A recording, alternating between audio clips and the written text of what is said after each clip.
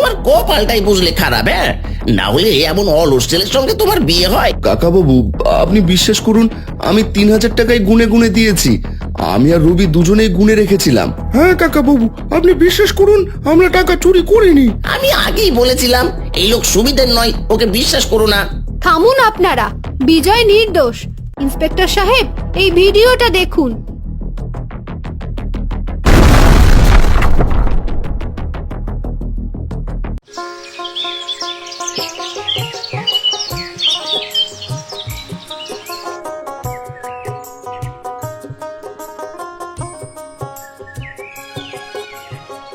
ও বুড়িমা, কেমন আছো গো? তোমার শরীর গতিক সব ভালো তো? ইদানিং তো তোমাকে কোথাও খুঁজেই পাওয়া যায় না। সবকিছু ঠিক আছে তো? কেন রে, তোর কিসের সমস্যা? আমি মরে গেছি না বেঁচে আছি, তাতে তোর কি? আমি বেশ ভালো আছি। তা তুই সাত সকালে কোথায় যাচ্ছিস? সারাদিন তো কিছু করিস না, খালি টই টই করে ঘুরে বেড়াস। এই জন্যই তো জীবনে কিছুই করতে পারলি না। এ কি কথা বলছো বুড়িমা? আমি তো তোমার স্বাস্থ্যের কথা জিজ্ঞেস করলাম, আর তুমি কি না আমাকে অপমান করছো? আমি কি কিছুই করি না নাকি? আমি যেটুকু পারি করবার চেষ্টা করি। মেয়েটার মুখের দিকে তাকিয়েও তো কিছু করবি? এই গ্রামে ভালো কোনো কাজই করতে পারিস না, অলস কোথাকার। সারাদিন অলসের মতো টই টই করে ঘোরা ছাড়া তোর আর কোনো কাজ নেই। বউ ইনকাম করবে আর সেই টাকায় তুই চলবি। বুড়িমা, তুমি শুধু শুধু আমার সাথে ঝগড়া করতে এসো না। আমি তোমার সাথে ঝগড়া করতে আসিনি। এই, তুই কি ঝগড়া করবি আমার সাথে? হ্যাঁ, সারাদিন তো পারিস টই টই করে ঘোরা, এছাড়া আর কি ক্ষমতা আছে তো?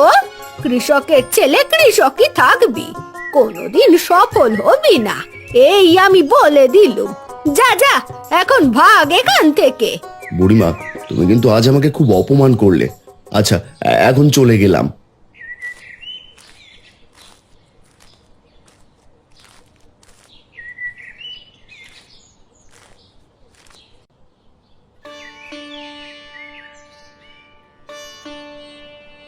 মা, চাল গুঁড়ো করো তাড়াতাড়ি, আমার যে পিঠে খেতে ইচ্ছে করছে।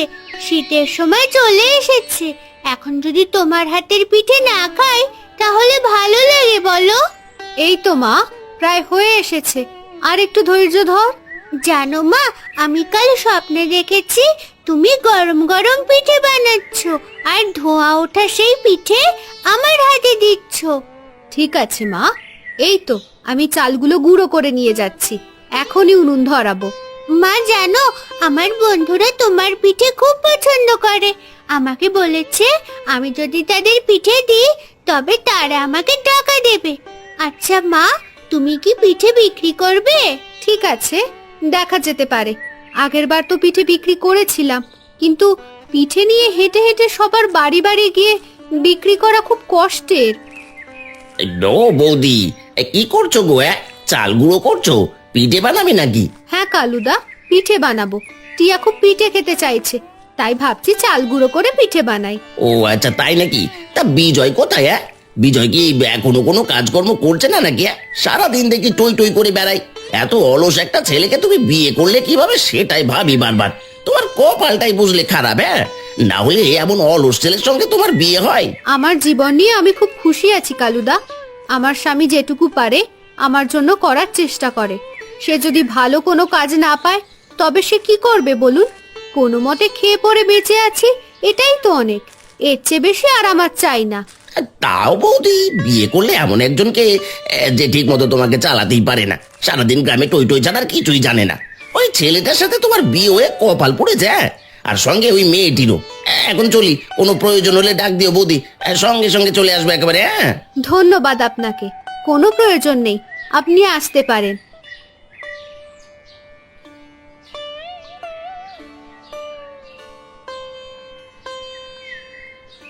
ও, 3 বস্তা চালে আমি 3,000 টাকা পাবো, আর তোমরা আমায় দিয়েছো 1,500 টাকা। আগে বলো, বাকি 1,500 টাকা কোথায়? আকাশে উড়ে গিয়েছে নাকি, না তোমরা গিলে ফেলেছো? তাড়াতাড়ি সবকিছু স্বীকার করো, না হলে ফল ভালো হবে না বলে দিচ্ছি। হ্যাঁ ছোট বাবু, আমরা 3,000 টাকায় দিয়েছি। হ্যাঁ ছোট বাবু, আমরা 3,000 টাকায় দিয়েছি, একেবারে গুনে গুনে। আমরা শুধু শুধু মিথ্যে কথা বলবো কেন? কাকাবাবুর সঙ্গে এত বছর ধরে কাজ করছি, কখনো আমাদের এমন ভুল হয়নি। আমরা গরিব হতে পারি কিন্তু চোর নই। একদম মিছে কথা বলবে না, হ্যাঁ? আমি জমিদারের ছেলে। আমি কি তোদের সাথে মিথ্যে কথা বলছি তাহলে? আমি নিজে গুনে দেখেছি মাত্র 1500 টাকা আছে। বাকি 1500 টাকা কোথায় আছে বল, না হলে এক্ষুনি বাবাকে বলে একবারে তোদেরকে শাস্তি দিচ্ছি। জনমে তোদের টাকা চুরি করা ঘুঁচিয়ে দেবো। কি হয়েছে এখানে? তোরা এত হট্টগোল করছিস কেন? কাকাবাবু, আপনি কিছু বলুন, আমাদের কোনো দোষ নেই, আমাদের কথা বিশ্বাস করুন। দেখো না বাবা, এরা 3 বস্তা চাল বিক্রি করেছে আর টাকা দিয়েছে মাত্র 1500, অথচ 3000 টাকা আসার কথা। এরা 1500 টাকা নিজেরা গোপনে রেখে দিয়েছে আর বলছে কিনা 3000 টাকায় দিয়েছিল। এখন বলো বাবা, বাকি টাকা কি হাওয়ায় উড়ে গিয়েছে নাকি আমি রেখে দিয়েছি? হ্যাঁ ঠিকই তো। বাকি টাকা কোথায় গেল তাহলে? কাকাবাবু, আপনি বিশ্বাস করুন, আমি 3000 টাকায় গুনে গুনে দিয়েছি।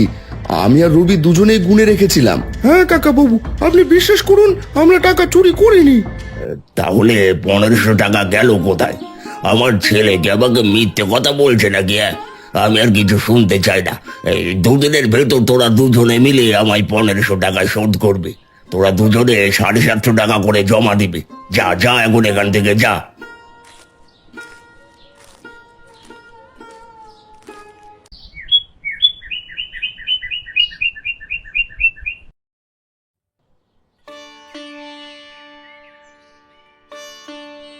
বাবা জানো, আজকে মা চাল গুঁড়ো করেছে, পিঠে বানাবে। কতদিন হয়ে গেছে পিঠে খাই না। এই শীতের সময় পিঠে না খেলে চলে বলো? মা এখনই পিঠে বানাবে। কি মজা, কি মজা! ঠিক আছে মা, খাস।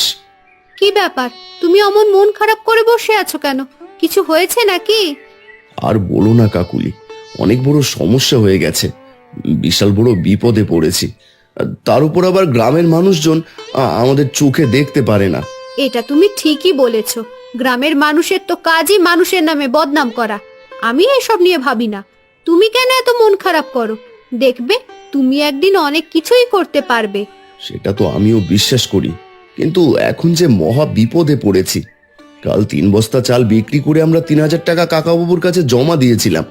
আজ শুনি কাকাবাবু ছেলে রাঘব বলল আমরা নাকি 1500 টাকা দিয়েছি মাত্র। এখন উনি 1500 টাকা আমাদের কাছ থেকে দাবি করছেন। ওনারা বলে দিয়েছেন 2 দিনের মধ্যে 750 টাকা দুজনকে জমা দিতে হবে।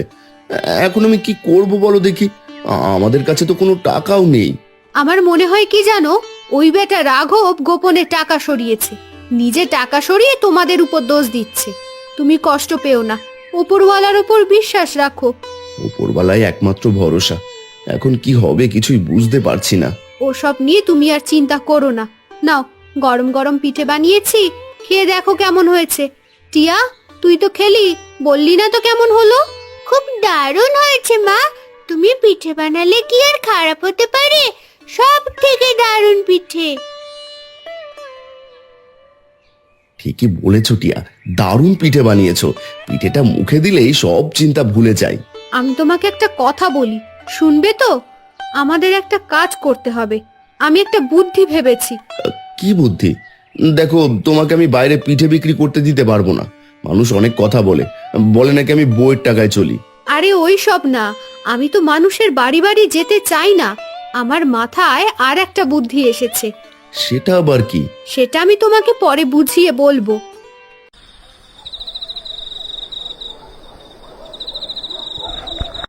এইবার বিজয় আর রবিকে এমন ভাসাবো যে ওরা আর মাথা তুলে দাঁড়াতে পারবে না। কাল বলবো যে বাকি 1500 টাকা ওরা দেয়নি, সব টাকা আমি সরিয়ে ফেলবো আর বাবা ওদেরই সন্দেহ করবে।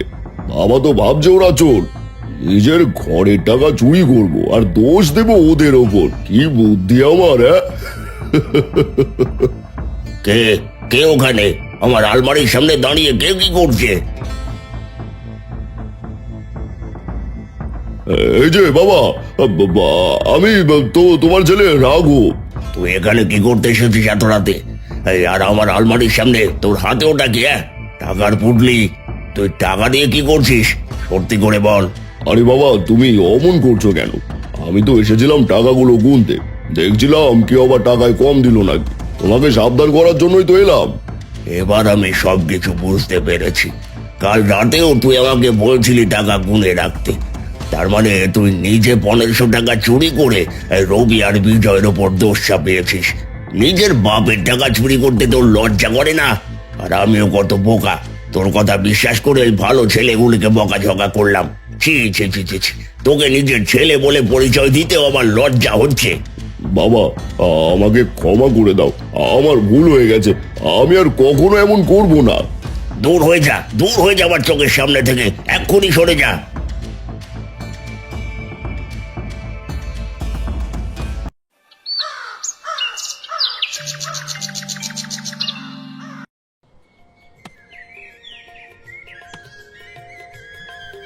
কিরে বিজয়, কি করছিস? হ্যাঁ, হঠাৎ ঘর বানাচ্ছিস যে? আমাকে ডাকলেই তো হতো, হাতে হাতে কাজ করে দিতাম। আর বলো না দাদা, একটা নতুন কাজের জন্য এটা করছি। তোকে একটা খুশির খবর শোনাতে এসেছি। কি খুশির খবর?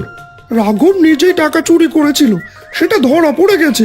কাকাবাবু নিজের চোখে হয়ে তাকে হাতে নাতে একেবারে ধরেছেন। আমাদের আর ওই টাকা দিতে হবে না। কাকাবাবু খুব লজ্জিত। যাক, ভগবান মুখ তুলে চেয়েছেন, তাহলে এখন আমি আমার কাজে মন দিতে পারি।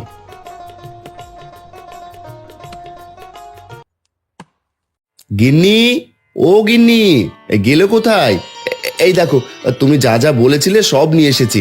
চালের গুঁড়ো, মশলাপাতি সব আছে। এবার তোমার সেই রান্নাটা বসিয়ে দাও তো। ঠিক আছে, দাও, আমি এক্ষুনি রান্নাটা বসিয়ে দিচ্ছি। কিন্তু তুমি বিক্রি করবে কোথায়, সেটা ঠিক করেছো তো? হ্যাঁ, আমি মাঠের ধারে একটা ছোট্ট ঘর করেছি।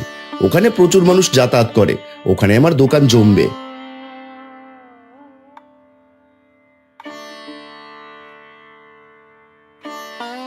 বাবা বাবা, মা কি রান্না করছে?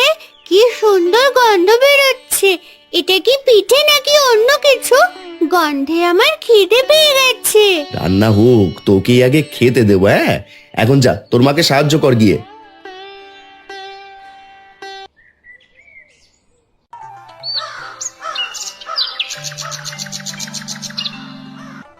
নিয়ে যাও, নিয়ে যাও ওই শীতের স্পেশাল খাবার। এমন খাবার আগে কখনো খাওনি। আমার স্পেশাল রেসিপি, পিঠের বিরিয়ানি, মাত্র 60 টাকা প্লেট। আরে পিঠের আবার কি বিরিয়ানি রে বাবা? পিঠে খেয়েছি, বিরিয়ানিও খেয়েছি, কিন্তু দুটো একসাথে কখনো খাইনি। বিজয়, তুই তো সত্যি সত্যি কামাল করে দিলি রে। খাবারের দোকানে খুলে ফেললি। দে তো, আমাকে 2 প্লেট দে, বাড়িতে তোর বৌদিকে নিয়ে জব্বার করে খাবো। ঠিক আছে, খেয়ে নাও দাদা।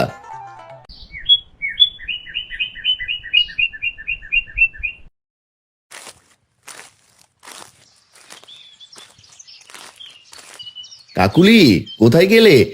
এই দেখো, আজ সব বিক্রি হয়ে গেছে, হাড়ি একদম খালি। বাবা, আজ কি সব বিক্রি হয়ে গেছে? হ্যাঁ মা, শুধু বিক্রি নয়, আরো অনেক অগ্রিম টাকা দিয়ে গেছে কালকের জন্য। সত্যি বলছো? তার মানে আমাদের বুদ্ধি কাজে লেগেছে। হ্যাঁ কাকুলি, পিঠের বিরিয়ানি আমাদের পুরো গ্রামে একেবারে হুলুস্থুলু ফেলে দিয়েছে। কাল থেকে আমাদের 2 হাঁড়ি করে রান্না করতে হবে। এইভাবে যদি চলতে থাকে তবে আমার অভাব খুব দ্রুত দূর হবে। ওই মাঠে ছোট হোটেলটাকে আমি অনেক বড় করে তুলবো। আমি তাহলে এখন থেকেই মশলা তৈরি করতে শুরু করি। তুমি শুধু পরিশ্রম করো, আমি তোমার সাথে আছি। আমাদেরও একটা বড় হোটেল হবে একদিন। হ্যাঁ কাকুলি, তুমি সাথে থাকলে আমি সব জয় করতে পারবো। রবি ভাই, ললিতা বৌদিকে নিয়ে বসো, তোমাদের জন্য স্পেশাল হাঁড়ি খোলা হচ্ছে। বিজয়, তোর তো একেবারে ভাগ্য বদলে গেল রে। এই বিরিয়ানির স্বাদ ভুলবার নয়।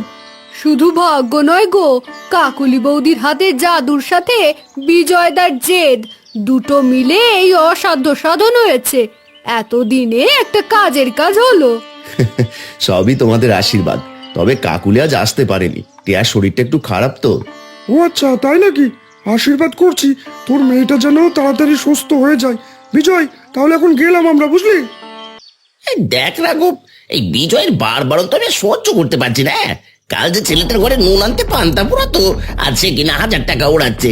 ঠিক বলেছিস রে। হ্যাঁ, আমাকে ফাঁসিয়ে ফুর্তি করা হচ্ছে। বিজয় ছোকরাটা এখন নিজেকে অনেক বড় ভাবছে। 1500 টাকার অপবাদ দিয়ে ওকে দমানো গেল না, উল্টে সে এখন বিরিয়ানি বেচে জমিদার হওয়ার স্বপ্ন দেখছে। আরে রাঘব, এবার কি করব বল? ওদের উঠতে দেয়া যাবে না। ওদের দোকানে করে আগুন লাগিয়ে দেবো নাকি? না না না না, ওসব পুরোনো কায়দা। এবার এমন কিছু করব যাতে ওর খাবারের নাম শুনলে লোকে বমি করে। আজ রাতে ওর দোকানে গিয়ে বিরিয়ানির মশলার সাথে আমি বিষাক্ত কিছু মিশিয়ে দেব। পরদিন সকালে যখন লোক অসুস্থ হবে তখন পুলিশ ওকে গ্রাম ছাড়া করবে। একদম ঠিক কাজ হবে রে। এই বিজয়কে আবার দু চোখে সহ্য হয় না। এবার দেখবো বেটা কোথায় যায়।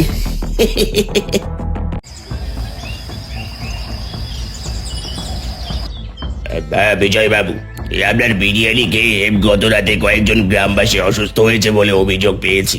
আমাকে দোকান তল্লাশি করতে হবে। স্যার, আমি জীবনেও কারো ক্ষতি করতে পারি না। কাকুলি নিজে হাতে সব মশলা তৈরি করেছেন। ওসব ঢং ছাড়ো বিজয়। হ্যাঁ, বেশি লাভের আশায় পচা জিনিস খাইয়েছো তো। আমি আগেই বলেছিলাম এই লোক সুবিধের নয়, ওকে বিশ্বাস করো না। থামুন আপনারা, বিজয় নির্দোষ। ইন্সপেক্টর সাহেব, এই ভিডিওটা দেখুন। কিসের ভিডিও? টিয়ার শরীর খারাপ ছিল বলে কাল রাতে আমি দোকানের পেছনের ঘরে শুয়েছিলাম। মাঝরাতে টুপটাপ শব্দ শুনে মোবাইল বের করে জানলার ফাঁক দিয়ে এই দৃশ্য রেকর্ড করেছি।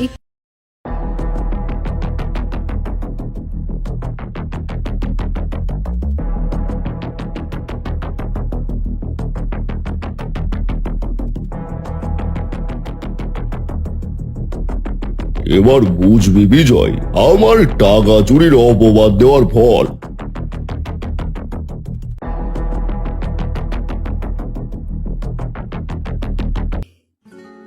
এটা আমি কি দেখছি?